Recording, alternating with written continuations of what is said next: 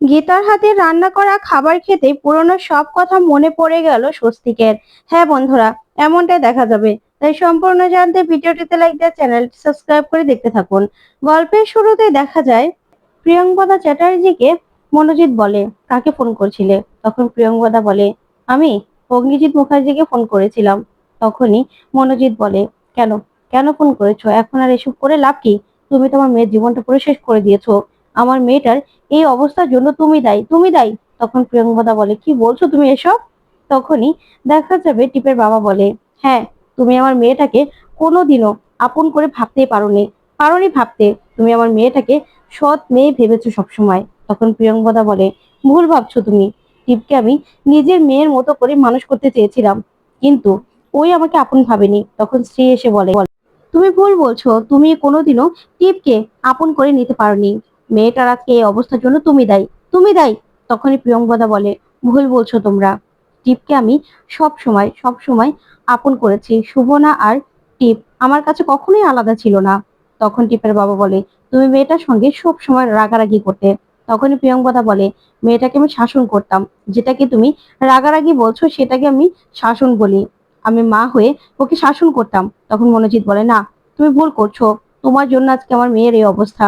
ওই গীতাকে এই বাড়িতে তুমি নিয়ে এসেছিলে, যার জন্য এই অবস্থা আমার মেয়েটার। তখন প্রিয়ঙ্বদা বলে, তোমরা কতটুকু সময় দিয়েছিলে মেয়েটাকে? মেয়েটার আজকে এই অবস্থা হলো সময় না পেয়ে। তার জন্যই তো আমাকে এনেছিলে, ঠিক আছে, কিন্তু আমি আমি তো ওর মা হয়ে ওঠার চেষ্টা করেছিলাম। এই মেয়েটার এই অবস্থার জন্য তোমরা দায়ী। তখন স্ত্রী বলে, দিদি তুমি আমাদের দায়ী করছো? তখন প্রিয়ঙ্বদা বলে, হ্যাঁ, তোমাদের দায়ী করছি, কারণ তোমরা দায়ী। মেয়েটাকে একটু সময় দাওনি, ওর মতো করে ওকে চলতে দিয়েছো, যার জন্য আজকে ও একটা উচ্ছৃঙ্খল হয়েছে। বুঝতে পেরেছো? আর ওর জীবনটা না ও নিজের হাতে নষ্ট করেছে, নিজের হাতে। তখনই মনোজিৎ বলে, মিথ্যে কথা বলছো তুমি। আমি আমি ওর শান্তির জন্যই, ওর ভালোর জন্যই তোমাকে এনেছিলাম, কিন্তু তুমি তুমি মেয়েটাকে কোনোদিনও আপন করতে পারোনি। মেয়েটাকে আরো কষ্ট দিয়েছো, কষ্ট দিয়েছো তুমি। তখন প্রিয়ঙ্বদা বলে, শোনো, এসব কথা না এখন বলে কোনো লাভ হবে না। তখন মনোজিৎ বলে, কেন? তুমি তো গীতাকে বাড়িতে আশ্রয় দিয়েছিলে, কি দরকার ছিল? বারবার বলেছিলাম আশ্রয় দেওয়ার দরকার নেই। তখন প্রিয়ঙ্বদা বলে, হ্যাঁ, আমার মানবতার জন্য না হয় আমি মেয়েটাকে আশ্রয় দিয়েছিলাম, কিন্তু টিপ যেটা করেছে সেটা কি করেছে? একটা চেনা নাই জানা নেই একটা ছেলেকে বিয়ে করার জন্য সিদ্ধান্ত নিয়ে নিল, বিয়ে করে নিল। এখন যা সত্যি সেটা তো সামনে আসবেই। কিন্তু আমার মনে হয় টিপ যেই সিদ্ধান্তটা নিয়েছে না, সেটার জন্য টিপ মনে হয় সবকিছু হারাবে, সবকিছু। কারণ আমি তো জানি টিপ তো ভালোবাসার কাঙাল, কিন্তু টিপ মনে হচ্ছে না কোনো কিছু পাবে। যেটা সত্যি সেটা তো সবার সামনে আসবেই। আমার মনে হচ্ছে এই ছেলেটাই স্বস্তিক, কোনো সঞ্জয় টঞ্জয় নয়। তখন তো এই কথা শুনে মনোজিৎ অবাক হয়ে তাকিয়ে থাকে প্রিয়ঙ্বদার দিকে। তখন প্রিয়ঙ্বদা বলে, শোনো, যেটা এখন ভাবার কথা, মেয়ের কথা ভাবো।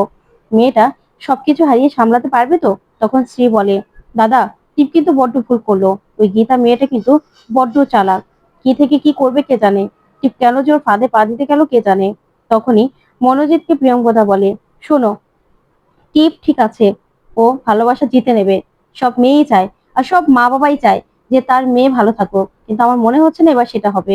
ওদিকে দেখা যাবে স্বস্তি নিজের ঘরে গিয়ে সবকিছু দেখে তাকিয়ে তাকিয়ে ভাবে আর বলে, কেন এই ঘরটা আমার এত পরিচিত মনে হচ্ছে? মনে হচ্ছে এই ঘরটা আমার অনেক চেনা। কেন মনে হচ্ছে এটা আমার? কেন? তখনই স্বস্তিকের পুরনো সব কথাগুলো আস্তে আস্তে ঝাপসা ঝাপসা মনে পড়তে থাকে। তখনই সেই কথাগুলোই ভাবতে থাকে স্বস্তিক, আর কষ্ট পেতে থাকে। ঠিক তখনই মেহেক আর এলিন আসে। তখন মেহেক এসে বলে, ছোটদা। তখনই স্বস্তিক রেগে যায় আর বলে, কে? তখন মেহেক বলে, ছোটদা, তোকে না বাবা ডাকছে খাবার টেবিলে, খাওয়ার সময় হয়ে গেছে তো। তখনই স্বস্তিক রেগে গিয়ে বলে, আমি কতবার আপনাদেরকে বলবো যে আমি আপনাদেরকে চিনি না, আমি আপনাদের ছোটদা নয়। তখন মেহেক বলে, আমার নামটা শুনে তো চেনা চেনা মনে হচ্ছে না। তখন এলিন বলে, আমার নাম এলিন, তোর কি মনে হচ্ছে না যে তুই আমাদের ছোটদা? আসলে আপনি আমাদের ছোটদার মতো দেখতে, তো তাই বললাম। তখনই দেখা যাবে স্বস্তিক বলে, না, আমি আপনাদেরকে চিনতে পারছি না, আর আমি আপনাদের ছোটদাও নয়। তখন মেহেক বলে, ঠিক আছে, খেতে চলুন, অনেক বেলা হয়ে গেছে তো। আপনি ফ্রেশ হয়ে তারপরে খেতে চলে আসুন, সবাই আপনাকে ডাকছে। তখন এই বলেই মেহেক আর এলিন সেখান থেকে বেরিয়ে যায়। ওইদিকে স্বস্তিক খুব অস্বস্তি ফিল করতে থাকে। ওইদিকে দেখা যাবে খাবার টেবিলে সবাই স্বস্তিকের জন্য অপেক্ষা করছে। তখনই সেখানে স্বস্তিক চলে আসে। আর আসলেই তখন সবকিছু দেখে স্বস্তিক অবাক হয়ে যায়। ওইদিকে স্বস্তিক অগ্নিজিৎ মুখার্জিকে বলে, আপনাকে আমার খুব চেনা চেনা লাগছে। তখন অগ্নিজিৎ তাকায়, তারপরে টিপ বলে, হ্যাঁ তুমি তো তাকে দেখেছো, আমাদের বিয়ের সময় এরা সবাই তো উপস্থিত ছিল। তখন স্বস্তিক বলে, না, আমার মনে হচ্ছে তারও আগে তাকে আমি দেখেছিলাম। কোথায় দেখেছিলাম বলুন তো? তখন অগ্নিজিৎ বলে, স্বস্তিক, তোর আমার কথা মনে পড়ছে না? আমি তো ড্যাড, তুই স্বস্তিক মুখার্জি, তোর মনে পড়ছে না? দেখ না, তুই মনে করার চেষ্টা কর না। তখন টিপ বলে, আপনি কি করছেন বলতো, বলুন তো? জোর করে জোর করে মনে করানোর চেষ্টা করছেন। তখন মেহেক বলে, জোর করে তো মনে করানোর চেষ্টা করছে না, দেখছো না কি করছে, চোরদারই তো মনে পড়ছে। তখনই স্বস্তিক বলে, না, আমার কিছু মনে পড়ছে না, তবে আপনাকে আমি কোথাও দেখেছি, সেটা আমার মনে পড়ছে। আমার এই ঘরটাও বাড়িটাও না খুব পরিচিত মনে হচ্ছে। একটু আগে যে ঘরে আমি ছিলাম সেই ঘরটাও আমার খুব চেনা চেনা লাগছে, কেন লাগছে বুঝতে পারছি না। তখনই এলিনোরা সবাই খুব খুশি হয়ে যায়। তারপরে স্বস্তিক বলে, হ্যাঁ আমি না কিছুই বুঝতে পারছি না। তখন ঈশা বলে, কেন, আপনি কেন বুঝতে পারছেন না? আপনি তো আমাদের ছোটদা। আচ্ছা খেতে বসুন। তারপরে মেহেক বলে, হ্যাঁ, টিপদির মতো রান্না করেছে, আর গীতা বৌদির মতো রান্না করেছে।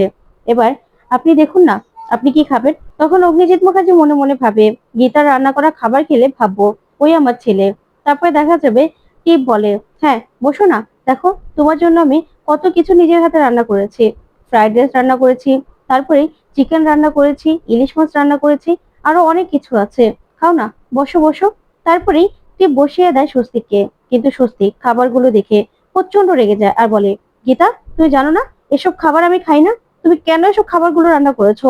আমি তো এত স্পাইসি খাবার খাই না। তখন তো টিপ এই কথা শুনে অবাক হয়ে যায়। ওইদিকে গীতা খুশি হয়ে যায়, বলে, আপনি আমার নাম নিলেন? তখনই অগ্নিজিৎ বলে, হ্যাঁ তুমি গীতার নাম নিলে, তার মানে তোমার আস্তে আস্তে সবকিছু মনে পড়ছে। তখন তো মেহেক ওরা সবাই অবাক হয়ে যায়। তারপরে দেখা যাবে টিপ তাকিয়ে থাকে। তখন গীতা বলে, স্বস্তিক বাবু, আপনি আমার নাম নিলেন, আমাকে ডাকলেন? তখনই স্বস্তিক বলে, না, আপনাকে তো আমি চিনি না, আপনি কেন এই কথা বলছেন? তখন মেহেক বলে, আপনি তো এখনই এখনই গীতা বলে ডাকলেন, আমরা তো সবাই শুনলাম। তখন সবাই বলে, হ্যাঁ। তখন টিপ বলে, আচ্ছা আমি তোমার জন্য অনেক কষ্ট করেই রান্নাগুলো করেছি, একটু খেয়ে নাও না প্লিজ। তখনই স্বস্তিক বলে, না, আমার অ্যাসিডিটি প্রবলেম আছে। তুমি তো জানো টিপ, আমার মেডিসিন গুলো কোথায়? আমি যে মেডিসিন গুলো খাই, মেডিসিন গুলো নিয়ে এসো না, নিয়ে এসো। আমি না এসব খাবার খেতে পারবো না, খেতে পারবো না আমি। তখন টিপ খুব কষ্ট পায়, আর কষ্ট পেয়ে স্বস্তিকের দিকে তাকায়। তখন স্বস্তিক উঠে চলে যেতে লাগলেই অগ্নিজিৎ মুখার্জি স্বস্তিককে ধরে নেয় আর বলে, খাবার ফেলে এইভাবে চলে যেতে হয় না, খাবার হলো অন্নপূর্ণা মা, তুমি খেতে বসো, খাবার ফেলতে হয় না, এদিকে এসো।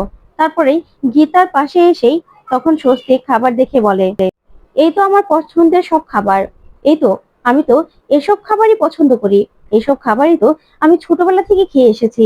তখন তো স্বস্তিক খাবারগুলো দেখে সঙ্গে সঙ্গে খেতে বসে যায় আর খাওয়া শুরুও করে দেয়। ওইদিকে মেহেক সহ সবাই খুশি হয়। তখন স্বস্তিক বলে, এই তো, এই তো আমার পছন্দের সব খাবার, এই খাবারগুলো তো আমি খাই, মাছের ঝোল, তারপরে চিকেন স্টু। তখন মেহেক বলে, ছোটদার চিকেন স্টু খুব পছন্দের ছিল। তখন স্বস্তিক খাবারটা খেয়ে বলে, আমি না অনেকদিন পরে এরকম তৃপ্তি করে খাবারটা খেলাম। টিপ, তুমি এই খাবারগুলো কেন রান্না করো না বলো তো? তখন টিপ বলে, করব, করব সঞ্জয়, আমি তুমি যা খাবে সব কিছু রান্না করব, তোমার সব পছন্দের খাবারগুলো আমি রান্না করব। ওইদিকে স্বস্তিক স্বস্তিক বলে, আচ্ছা টিপ, আমি ওষুধ খাবো না, আমার মেডিসিন গুলো কোথায়? তখন টিপ বলে, কিসের মেডিসিন? তখন স্বস্তিক বলে, কেন, খাবারের পরে তো আমি ওষুধ খেতাম, তাহলে সেই ওষুধগুলো কোথায়? তারপর উঠে চলে যেতে লাগলে গীতা বলে, কোথায় যাচ্ছ? তখন স্বস্তিক বলে, ওয়াশরুমে। তারপরেই অগ্নিজিৎ মুখার্জি বলে, ওইদিকে যে আমাদের ওয়াশরুম আছে, সেটা তুমি কি করে জানলে? তখন তো সবাই অবাক হয়। তারপরে টিপ বলে, আপনাদের ওইদিকে ওয়াশরুম আছে? তখন গীতা বলে, হ্যাঁ, ওইদিকে আমাদের ওয়াশরুম আছে। তখন স্বস্তিক বলে, ওইদিকে ওয়াশরুম তো, ঠিক আছে, আমি যাচ্ছি। তারপরে অগ্নিজিৎ বলে, হ্যাঁ যাও যাও যাও, তুমি ওয়াশরুম থেকে ফ্রেশ হয়ে আসো। ওইদিকে এলিন বলে, এটাই আমাদের ছোটদা, আমরা বুঝতে পারছি। তখন টিপ বলে, মানে? তখন ঈশা বলে, হ্যাঁ আপনি বুঝতে পারছেন না, এটাই আমাদের ছোটদা। তখনই গীতা বলে, আমি জানি, স্বস্তিক বাবু এখানে থাকতে থাকতে ওনার সবকিছু মনে পড়ে যাবে। তখন টিপ বলে, গীতা তুমি ভুলে যেও না, তোমার সঙ্গে আমার একটা বাজি হয়েছিল, ও যার কাছে যাবে, যাকে ভালোবেসে কাছে টেনে নেবে, সেই কিন্তু ওর সঙ্গে থাকবে, সেটা ভুলে যেও না। তখন এই কথা শুনে অবাক হয় গীতা। তারপরে টিপ চলে গেলেই তারপর মেহেক বলে, আচ্ছা গীতা বৌদি, এটা কি ঠিক হচ্ছে? এটা মনে হয় কোর্টে বিচার হলে সব থেকে ভালো হতো। তখন গীতা বলে, না, আমি জানি স্বস্তিক বাবু আমার কাছে ফিরবে, ওনার সন্তানের কাছে ফিরবে, আমার সন্তানের পিতা আমাদের কাছেই ফিরবে, সেটা আমি জানি। তখনই ঈশা বলে, আচ্ছা, এটা বড্ড বাড়াবাড়ি হয়ে যাচ্ছে না? আমার তো মনে হচ্ছে এটা কিন্তু বড্ড বাড়াবাড়ি হয়ে যাচ্ছে। তখন মেহেক বলে, আমারও এটাই মনে হয়। তখন এলিন বলে, না, আমি কিন্তু গীতা বৌদির সঙ্গে একদম সম্পূর্ণ মতে আছি। কারণ আমি জানি গীতা বৌদি এই বাজিটা জিতে যাবে, এই বাজিটা আমাদের গীতা বৌদি জিতবে। তখন এই কথা শুনে গীতা খুব খুশি হয়। ওইদিকে দেখা যাবে সবটা টিপ দাঁড়িয়ে দাঁড়িয়ে দেখতে থাকে। তারপরে দেখা যাবে টিপ ওর বাবার সঙ্গে কথা বলছে। তখনই সেখানে চলে আসে গিনি আর বলে, তুমি কি ব্যস্ত? তখন টিপ বলে, না না, এসো এসো। তারপরে টিপ ফোন রেখে দিলে গিনি বলে, এমা তুমি তো কথা বলছিলে, আমি এসে মনে হয় তোমাকে ডিস্টার্ব করলাম, তাই না? তুমি তো আমাদের বাড়ি গেস্ট, তাই আমি তোমার আদর যত্ন করতে আসলাম, তোমার খবর নিতে আসলাম। তুমি এখানে আছো, তোমার খবর নিতে হবে না? তখন টিপ বলে, হ্যাঁ হ্যাঁ। তারপরে গিনি বলে, আসলে ওই গীতা না আমার জীবনটা পুরো হেল করে দিয়েছে। গীতা সবার সঙ্গে এরকম করে। যাক, আচ্ছা তোমাদের হানিমুনের প্ল্যান করনি? তখন টিপ বলে, হ্যাঁ প্ল্যান করেছিলাম তো, বাবা সুইজারল্যান্ডের টিকিটও কেটেছিল, কিন্তু তখন গিনি বলে, আমি জানি ওনা এরকমই করে, সবার সংসারটা পুরো তছনছ করে দেয়। তখনই এই কথা শুনে টিপ বলে, কেন? গীতা তো আপনার বোন, তাই না? তাহলে ও সম্পর্কে এরকম কথা বলছেন কেন? তখন গিনি বলে, হ্যাঁ, ও আমার বোন হয়েও না আমার জীবনটা পুরো শেষ করে দিয়েছে, যা পরের সঙ্গে করে না। তখন টিপ বলে, কেন? কি এমন করেছে গীতা যে আপনার জীবনটা নষ্ট হয়ে গেল? তখনই গিনি বলে, শুনবে, তুমি শুনবে? আসলে আমার না নিজেরও বলতে ঘৃণা করে, কারণ কোনো বোন নিজের পরের সঙ্গে এরকম করে না। তখন টিপ বলে, কেন? এমন কি করেছে গীতা যে আপনার জীবনটা পুরো শেষ হয়ে গেল, আবার আপনি বলতেও পাচ্ছেন না? বলুন না। তখন গিনি বলতে যাবে, তখনই সেখানে মেহেক চলে আসে আর সেই বলে, নিজের বোনের নামে আর কত বিষ ঢালবে বলো তো? কেন এসব মিথ্যে কথাগুলো বলছো? কেন বলছো? আর এগুলো বলো না। তখনই গিনি বলে, মেহেক, তুমি ভুলে যেও না আমি তোমার বড় বৌদি। তখন মেহেক বলে, সেই জন্যই তো বলছি, কারণ এইভাবে টিপদের কাছে যেন আবার তোমার স্বরূপটা চলে না আসে। তখন তো গিনি এই কথা শুনে প্রচন্ড রেগে যায়। ওইদিকে টিপ অবাক হয়ে ওদের দুজনের দিকে তাকিয়ে থাকে। তখন মেহেক বলে, হ্যাঁ, সেই জন্যই তোমাকে আমি সাবধান করে দিলাম। ওইদিকে দেখা যাবে স্বস্তিককে গীতা বলে, নিন স্বস্তিক বাবু আপনার গাড়ির চাবি। তখন টিপ বলে, ও তো গাড়ি চালাতে পারে না, তোমাকে তো আমি বলছি। তখনই এলিন বলে, আচ্ছা গীতা বৌদি যখন গাড়ি চালাতে দিয়েছে, দেখাই যাক না গাড়ি চালাতে পারে কিনা। আমার ছোটদা ভাই তো গাড়ি চালাতে পারতো। তখনই স্বস্তিক গীতার হাত থেকে গাড়ির চাবিটা নিয়ে নেয়, যা দেখে টিপ প্রচন্ড রেগে যায়। তো বন্ধুরা, কেমন লাগলো আজকের আপডেট? কমেন্ট করে জানাতে ভুলবে না। পরবর্তী আপডেট পেতে চ্যানেলটি সাবস্ক্রাইব